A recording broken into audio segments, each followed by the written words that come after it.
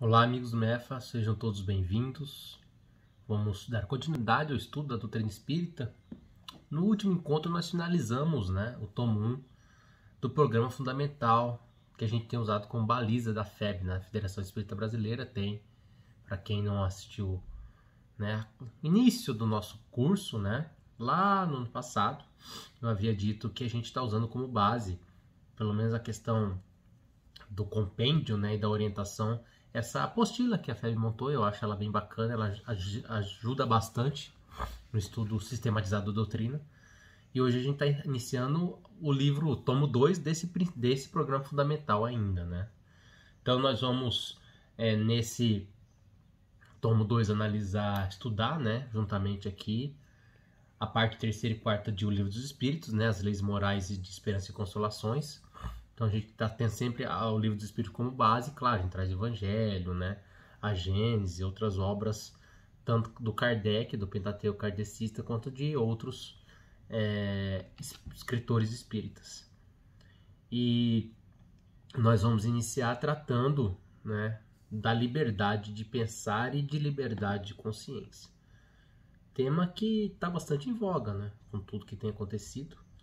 Se tem dito nos meios de comunicação, na minha área, na área do direito, muito sobre liberdade de pensar e liberdade de consciência. Então a gente vai ter como questão base, as questões básicas do Livro dos Espíritos são as questões 825, 826, 833, 835 e 841 do Livro dos Espíritos. Mas sempre sugerindo que todos depois façam a leitura, pelo menos dessas questões, com calma no Livro dos Espíritos. A gente vai tentar tratar um pouquinho, hoje, da liberdade no relacionamento humano. Como que se dá essa liberdade? A gente tem liberdade plena no relacionamento entre nós? Evidentemente que não. Relação entre liberdade de pensar e liberdade de consciência, também, que é bem interessante. Peço desculpa, eu estou um pouco alérgico hoje, então às vezes fica um pouco fanho, um pouco incômodo. E também sobre como impedir abuso na manifestação de consciência, Porque a gente sabe que a pessoa é livre, a consciência dela vai até onde ela imaginar, E às vezes a consciência, o que ela defende é pernicioso. Mas a gente, então, é impossível você impedir da pessoa ter esse nível de consciência.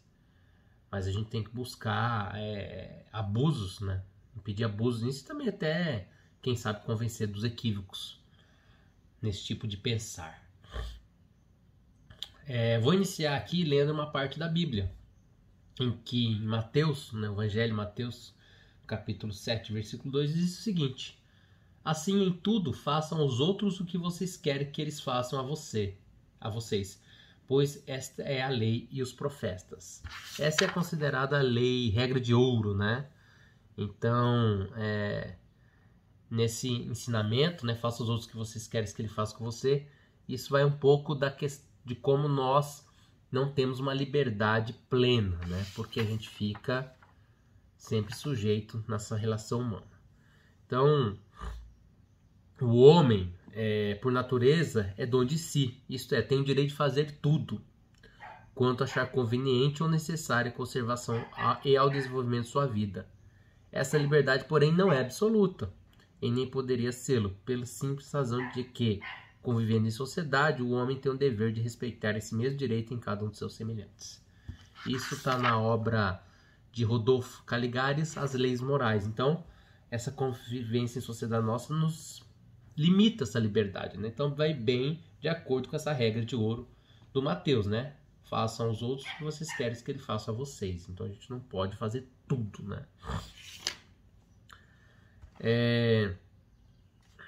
Então, pessoal, se a gente fosse imaginar, o homem teria como gozar de absoluta liberdade? A questão 826 de Livro dos Espíritos é o seguinte: em que condições poderia o homem gozar de absoluta liberdade? Nas do eremita no deserto. Desde que juntos estejam dois homens, há entre eles direitos recíprocos, que eles cumprem respeitar. Não mais, portanto, qualquer deles goza de liberdade absoluta. Então, a lei da liberdade, ela já deixa claro isso. Então, a gente não, desde que tenha duas pessoas, não há liberdade absoluta. Só dando um passinho para trás, na 825, ela diz o seguinte: haverá no mundo posições em que o homem possa jactar-se de gozar de absoluta liberdade? Não, porque todos precisais uns dos outros, assim os pequenos como os grandes. Então, a doutrina espírita também diz que não tem como a gente ter essa liberdade absoluta, e também deixa bem claro dessa questão de que a gente necessita dessa convivência.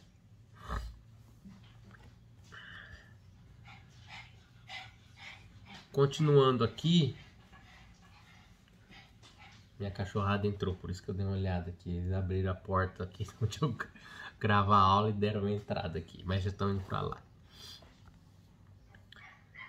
Então, pessoal, a liberdade é relativa, né? Então, a liberdade e o direito de uma pessoa terminam onde começa a liberdade e o direito do outro. Isso já, né, todo mundo conhece. Então, a gente tem que ter esses limites, né? Infelizmente, não é o que a gente vê no nosso dia a dia, né? Eu costumo brincar que aqui em Dourados, principalmente, o que tem de pessoas folgadas, no sentido de que as pessoas não... Duvido que elas gostariam que fizesse aquilo com elas, né? Um exemplo simples, né? Onde eu trabalho, no escritório, fica ao lado de um restaurante. E tem um portão de elevação no meu escritório que é para os carros, onde eu, os demais colegas que trabalham com a gente, né, secretários, advogados, guardam o carro. E tem um adesivão enorme na frente, proibido estacionar, né? Garagem. No horário de almoço, né, principalmente, que é um restaurante ali ao lado, é muito normal as pessoas deixarem o carro na frente e saírem para lá pegar, entendeu? Eu duvido que elas gostariam que fizesse isso com elas. Então aqui na nossa cidade de Dourados é impressionante como as pessoas nesses pequenos gestos você vê que elas não respeitam, né, a liberdade e o direito do outro. E eu duvido que elas gostariam que fizessem aquilo. Até teve gente uma vez que fica bravo, a pessoa além de estar estacionada no lugar errado. Então pra você ver onde estamos, né, numa evolução moral, né? As pessoas não conseguem respeitar o mínimo, né, do direito do seu próximo, tá? A gente tem que ter a compreensão que essa lei de liberdade, né, conhecimento, essa liberdade de pensar, liberdade de consciência, essa liberdade no relacionamento humano, ela nos ajuda a progredir, né? Pois, como dito aqui no próprio livro dos Espíritos, porque todos precisais uns dos outros. Então essa relação, essa convivência que nós temos, ela nos faz progredir e ela se faz necessária. Evidente, né, na relação marido e mulher, entre casais, né, dependendo da formatação familiar, entendeu? Entre pais e filhos, né, entre amigos, nessas relações a gente também não tem uma liberdade absoluta, né? Mas essa compreensão de como que se dá essa liberdade vai nos ajudar a progredir, tá? Mas não podemos então esquecer dessa regra de ouro, tá? Que está em Mateus. Façam aos outros o que vocês querem que eles façam a vocês, tá? Essa é a regra de ouro.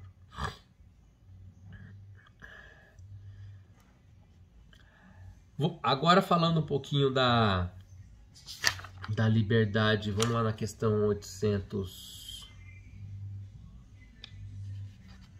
Só mais uma questão aqui também interessante, 827, que eu não falei anteriormente, mas é interessante. A pergunta foi a seguinte: a obrigação de respeitar os direitos alheios tira ao homem o de pertencer-se a si mesmo? De modo algum, porquanto este é um direito que lhe vem da natureza. Então, o fato de você respeitar isso não vai tirar.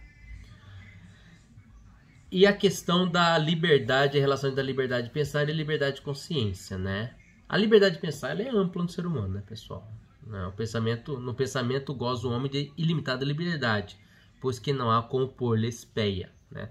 Tá aqui, ó, na questão 833.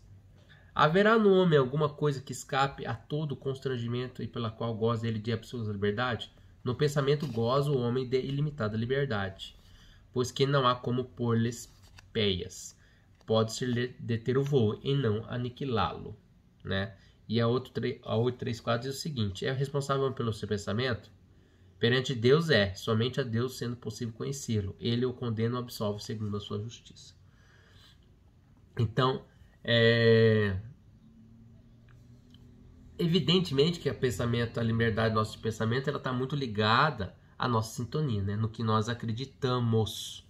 Isso é bem interessante. Até na obra Pensamento é Vida, pelo Espírito de Emmanuel, pelo Chico, eles falam o seguinte: nos seres primitivos, a mente aparece sob a ganga do instinto. Nas almas humanas surge entre as ilusões que salteiam a inteligência e revela-se nos espíritos aperfeiçoados por brilhante precioso a retratar a glória divina.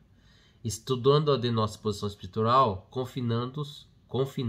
confinados que nos achamos entre a animalidade e a angelitude, somos impelidos a interpretá-la como sendo o campo de nossa consciência desperta, na faixa evolutiva, em que o conhecimento adquirido nos permite operar. Então, pessoal, a consciência representa um pensamento íntimo, né? Mas ela também vai estar sempre de acordo com a nossa sintonia, né? A 835 diz o seguinte, ó: será a liberdade, quando eu falar números, tá? É sempre questão de o livro dos espíritos, só deixando claro. Será a liberdade de consciência uma consequência da de pensar? A consciência é um pensamento íntimo, que pertence ao homem como todos os pensamentos, tá? Então a consciência representa esse pensamento íntimo.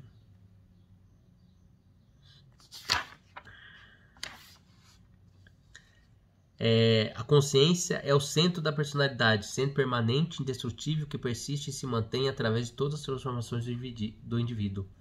A consciência é não somente a faculdade de perceber, mas também o sentimento que temos de viver, agir, pensar, querer, é una, indivisível. Leon Dienes, o problema do ser, tá?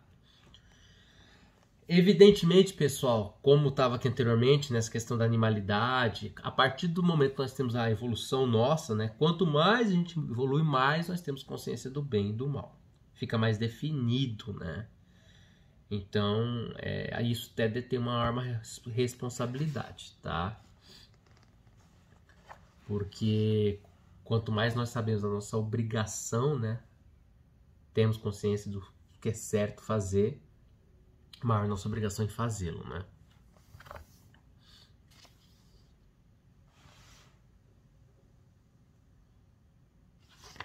Claro que a gente sempre também, essa liberdade de consciência, a gente acaba, né, através dessa consciência, a gente tem os nossos parâmetros morais para julgar os outros ou não, né?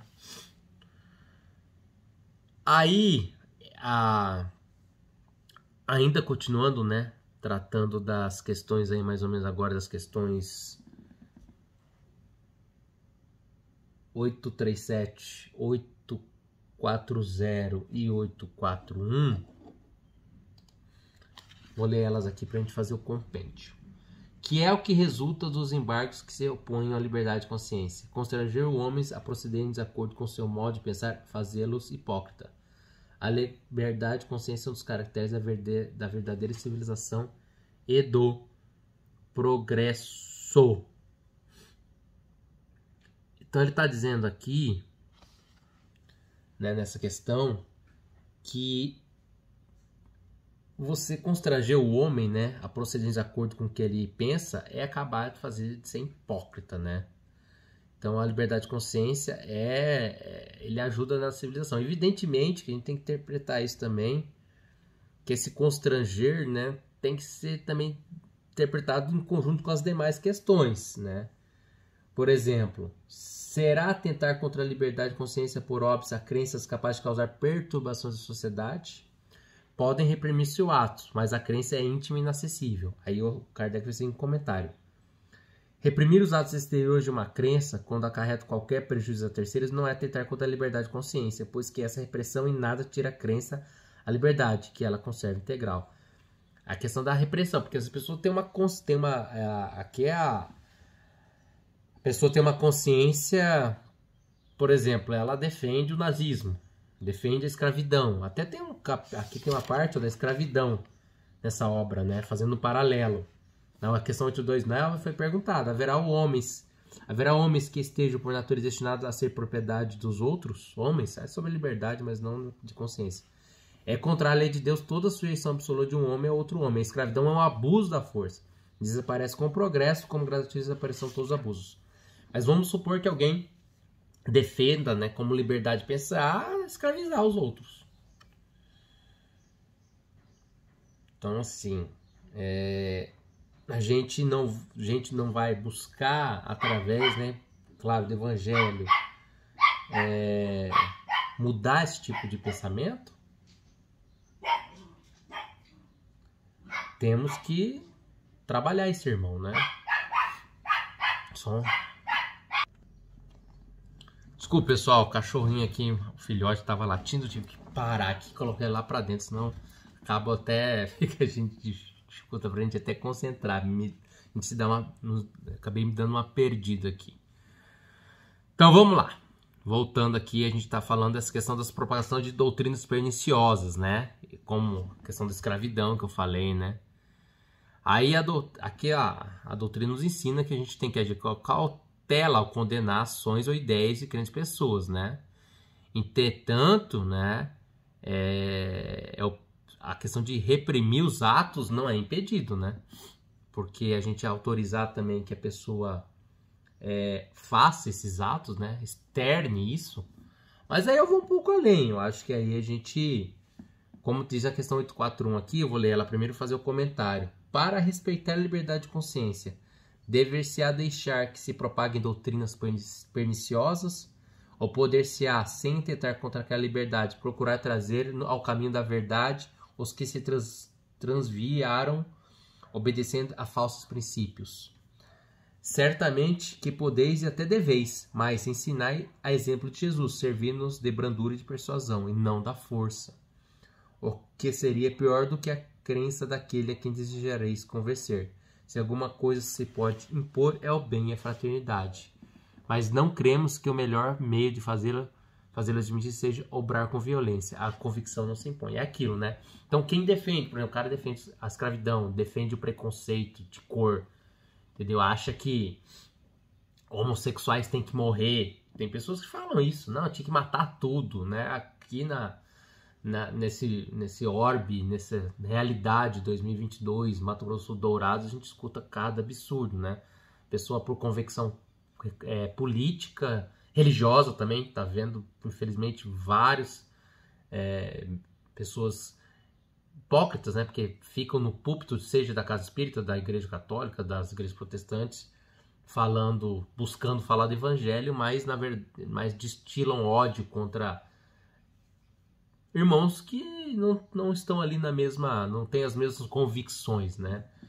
Então a gente tem que buscar combater isso, né? É evidente que a gente vai tentar evangelizar o evangelho, como Gandhi fez, né? A libertar a Índia, né? Buscando uma revolução pacífica, né? Porque é difícil impor a convicção, mas é um trabalho árduo, bem árduo, né? A doutrina, ela tem a regra dela aqui, mas convenhamos, é bem difícil, tá? É bem difícil. E pra gente, eu vou finalizar com as ordens, como sem dito, mas eu também quero ler aqui uma última questão, 842, sobre essa liberdade aqui, que é bem interessante. Por que indícios se poderá reconhecer entre todas as doutrinas que alimentam a pretensão de ser a expressão única da verdade, a que tem o direito de se apresentar como tal? Será aquela que mais homens de bem e menos hipócritas fizer, isto é, pela prática da lei do amor, na sua maior pureza e na sua mais ampla aplicação. Esse o sinal porque reconhecereis que uma doutrina é boa, visto que toda doutrina que tiver por efeito semear a desunião e estabelecer uma linha de separação entre os filhos de Deus, não pode deixar de ser falsa e perniciosa. Sensacional essa resposta aqui, tá? Então, a doutrina que vai alimentar essa proteção, né, da expressão da verdade é que mais homens de bens e menos hipócritas fizer. Então a doutrina boa é aquela que busca estabelecer uma linha de união entre os homens e não de desunião, que a gente tem visto inclusive em casas espíritas, infelizmente. Então, pessoal, evidente que a nossa liberdade no relacionamento humano não é total. A gente, por viver em sociedade, devemos respeitar os outros, né? Agir em especial de acordo da forma que gostaríamos que agissem conosco, né? Essa liberdade de pensar, liberdade de consciência, ela tem que, né, a liberdade de consciência, como a gente viu no pensamento, ela é ilimitada, tá? Então, o homem vai pensar como ele achar, mas a gente tem que buscar, né, também pensar que essa vibração do que você pensa vai te atrair coisas, tá? E evidentemente que a gente tem que buscar, através da doutrina, através do ensinamento de Cristo, pelo amor, né? Pela brandura e persuasão, impedir, né? Buscar que as pessoas mudem essa manifestação da consciência, muitas vezes perniciosa, né? Quando se prega atos totalmente contrários ao Evangelho de Cristo. Ok? E para a gente finalizar, Joana de Ângeles, tá? Jesus e honra. Tua honra deve modelar-se na dele. Tua decisão para a felicidade, rompendo as estruturas passadiças e acomodadas, é a força do teu empreendimento. Entre ti mesmo ausculta a consciência, o teu guia íntimo, a fim de saberes o que pretendes, o que é melhor para ti e como conquistá-lo. A tua libertação diferirá daquela que rompe vínculos de efetividade para soltar-se, escravizando-se a outras situações piores. A honra de encontrar o guia interno que te orienta nos fundamentos da vida de Jesus é o desagelmar-se de tudo quanto constitui retentiva, para que sigas plenamente. Após isso não será mais o mesmo, nem te repetirás. A consciência do dever se manifestará a ti na honra de seguir os padrões de respeito a todos e a tudo, porém de liberdade total sob a liderança de Jesus. Muito obrigado a todos. Vamos dar continuidade, né? A gente, nesses próximos encontros, nós vamos falar mais da lei de liberdade, falar de livre-arbítrio, tá? Princípio da ação-reação. Lembrando que o MEF já está aberto, tá? Segunda, sexta e sábado. Quem puder comparecer será muito bem-vindo. E para aqueles, né, que de repente nos acompanham de outras cidades, também frequentem o Centro Espírita.